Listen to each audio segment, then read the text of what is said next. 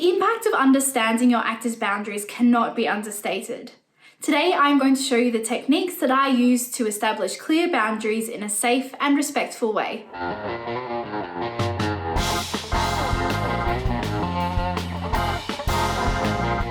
Welcome back to Music and Theatre Education.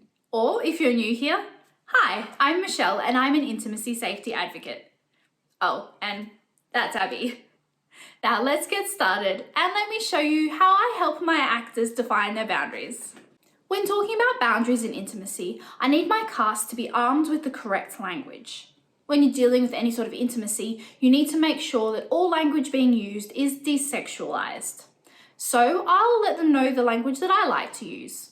For example, upper chest, lower chest, front of pelvis, back of pelvis. These are the most common areas on the body that people are going to struggle to name in a clinical way. You really don't want them using slang. Another couple of useful terms are fences and gates. Fences line an actor's boundaries, and within those fences are no-go areas.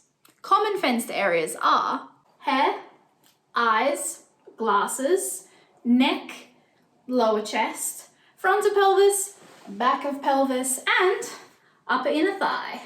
Fences can have gates. An actor may not want to give general permission for a particular area to be touched, but they may be okay with it under certain conditions. If they consent to it, this is what we call opening a gate. For example, a lot of people have fences around their lower chest and their front of their pelvis. So when blocking a hug, you need to ask the actors whether they're okay to open a gate to allow for contact with those areas. Don't dismiss it as just a hug. You need to respect people's boundaries at all times. With our terminology established, it's time for our boundaries exercise.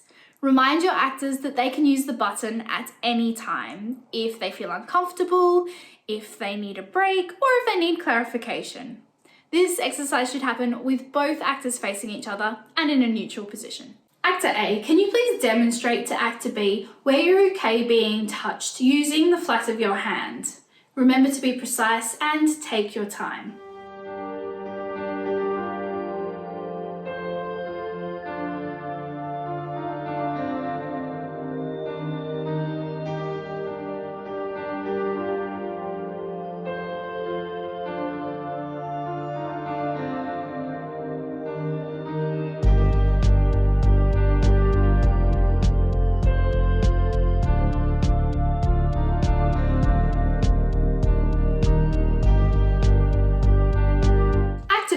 From what Actor A has demonstrated, what do you understand their fences to be? Their fences are around their eyes, their neck, their lower chest, the front of their pelvis, and the back of their pelvis, and the upper inner thigh. Actor A, has Actor B understood your fences? Yes, except I also have fences around my armpits. With that established, Actor B, how would you feel about Actor A guiding your hands over the areas they're comfortable with being touched? Remember, you can use the button at any time. Yep, that's fine by me. Sometimes guiding someone's hands is a little bit awkward, but it's a good way to start establishing acceptable touch. And then the exercise happens in reverse. Chelsea Pace's book Staging Sex has the verbalization happening after the hand guiding, but I prefer it before. It's up to you. It's a good idea to discuss boundaries with your entire cast.